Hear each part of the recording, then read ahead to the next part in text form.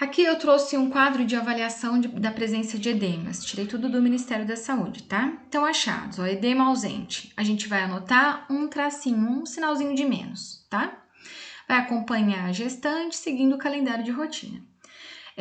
Apenas edema de tornozelo, sem hipertensão ou aumento súbito do peso. A gente vai pôr um sinalzinho de mais e vai verificar o edema se está relacionado à postura, né, ao fim do dia, ao aumento de temperatura, ao uso de algum calçado inadequado.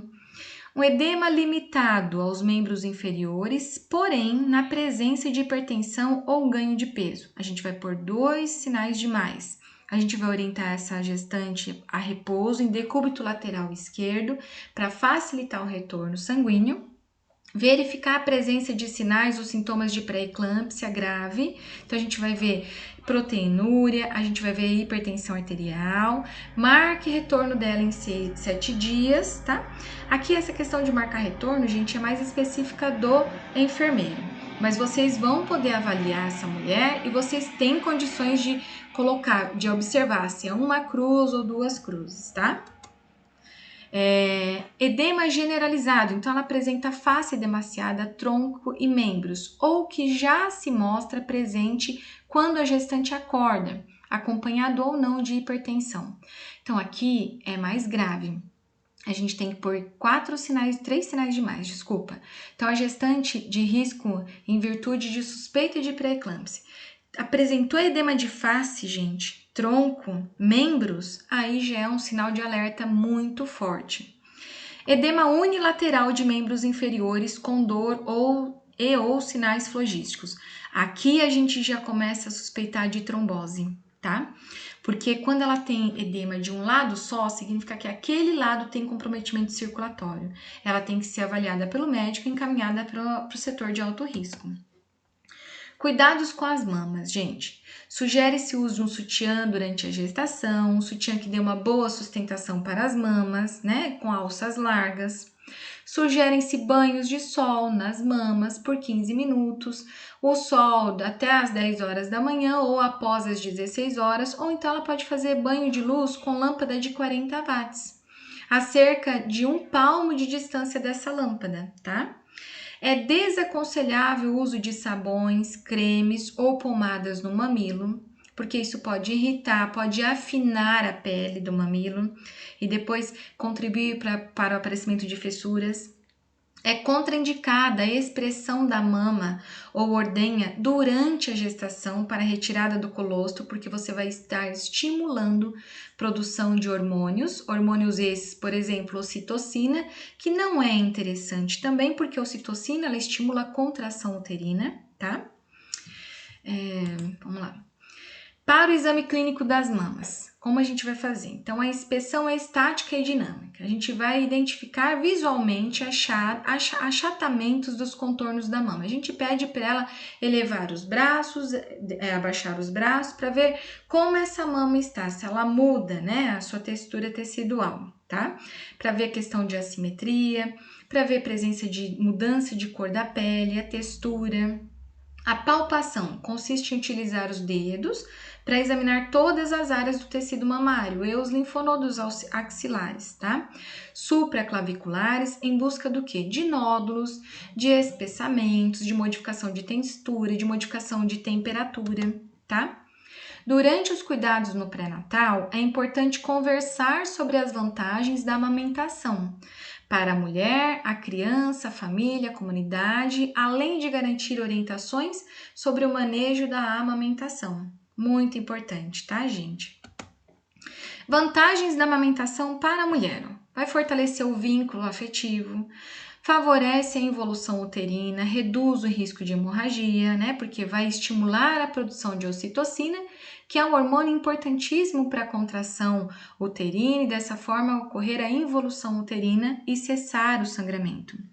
Contribui para o retorno ao peso normal, contribui para o aumento do intervalo entre as gestações. Aquela mulher que amamenta exclusivamente no peito, ela não vai ovular. Então, ela não corre risco de engravidar novamente durante a amamentação, mas o bebê tem que se alimentar única e exclusivamente do leite materno. Para a criança, é um alimento completo, não necessita de nenhum acréscimo até os 6 meses de idade. Facilita a eliminação do mecônio e diminui a incidência de icterícia. O mecônio é aquela substância, aquela secreção gelatinosa, pegajosa, que preenche toda a luz intestinal enquanto o feto está ainda no útero materno. Protege a criança contra infecções, aumenta o vínculo afetivo, diminui as chances de desenvolvimento de alergias. Para a família e a sociedade, ele é limpo, ele é pronto na temperatura adequada, diminui as internações, seus custos, ele é de graça, né? E qual que é a posição correta? É importante respeitar a escolha da mulher, pois ela deverá se sentir confortável e relaxada. Não tem uma posição correta, é a posição que ela se sente confortável, tá? A amamentação ela pode acontecer nas posições sentada, deitada ou em pé. O posicionamento da criança deve ser orientado no sentido de garantir o alinhamento do corpo de forma a manter a barriga da criança junto com o corpo da mãe. Para assim, gente, facilitar a coordenação da respiração do bebê com a sucção e a deglutição, tá? Então, olha lá. Aqui ela sentada, a gente põe barriga contra barriga com barriga, certo? Aqui a gente pode pôr o bebezinho lateralizado, mas ele tem que estar em contato com o corpo da mãe ou então deitadinho, ó, sempre de frente para o corpo da mãe, tá?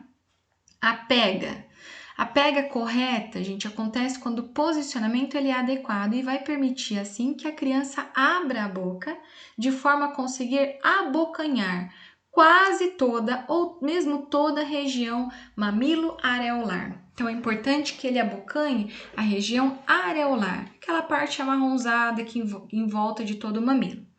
E aí, desse modo, é possível garantir a retirada adequada do leite do peito, capaz de proporcionar o conforto para a mulher e o adequado crescimento e desenvolvimento do bebê. Olha aqui a pega. Essa pega, né? Tá vendo? Ó, boca aberta com boquinha de peixe, né? Nariz não encosta na mama, certo? Então ele consegue respirar livremente. A bochecha dele enche quando ele suga o leite. Grande parte da areola está na boca do bebê e não apenas o mamilo. O mamilo serve só de apoio para a linguinha dele, tá? O queixinho está encostado na mama. A barriga e o tronco do bebê estão voltados para a mãe e os lábios virados para fora. Essa é uma pega perfeita, certo? Olha aqui, ó, né? Então o lábio dele tá abocanhando a areola, o mamilo tá dentro, a linguinha apoiada, né? O mamilo apoiado sobre a língua, tá, gente? E aí ele consegue sugar e receber o leitinho. Aqui, né, outra foto do bebezinho, ó, recebendo, abocanhando, né, a mama, e aqui a pega corretinha. A gente percebe que o narizinho dele tá livre, os lábios estão voltados para fora e ele abocanhou totalmente a areola da mãe, certo? Aqui uma amamentação incorreta, ele não está abocanhando a areola, ele tá chupetando o mamilo, não vai sair leite para ele, tá bom? A minha aula de hoje era essa, pessoal. Espero que vocês tenham gostado. Agora a nossa próxima aula será parto, tá? A gente vai ver os tipos de parto, nascimento. Vou trazer alguns vídeos para vocês pesquisarem depois. Um grande abraço, beijo a todos. Até a nossa próxima aula semana que vem. Beijo, pessoal!